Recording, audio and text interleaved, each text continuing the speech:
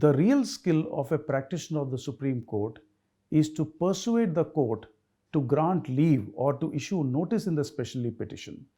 The first process of filing of the special leave petition is as in when it comes up before the court, you get the opportunity to put forth your point of challenge.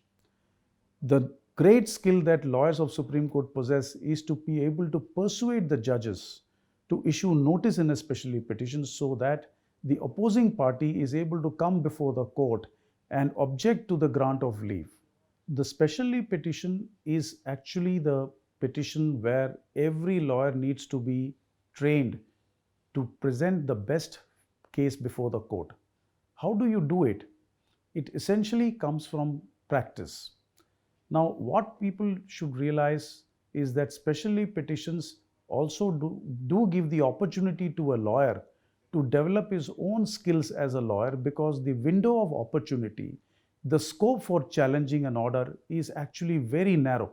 But the Supreme Court of India, being also India's topmost court and also a constitutional court, is always interested in evolution of law.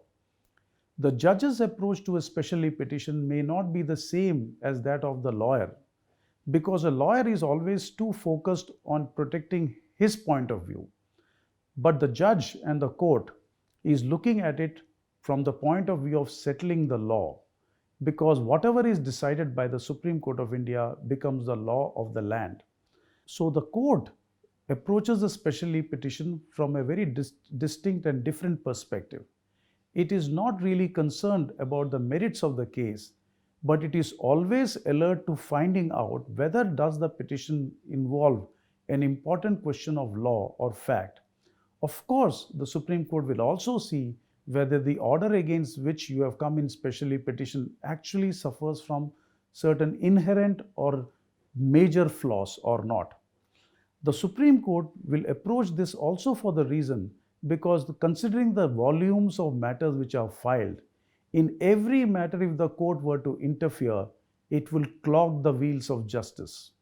There is a very important requirement to ensure that the court is not clogged by every kind of appeals, every kind of special leave petitions, because admitting a special leave petition means that the pendency of the court increases.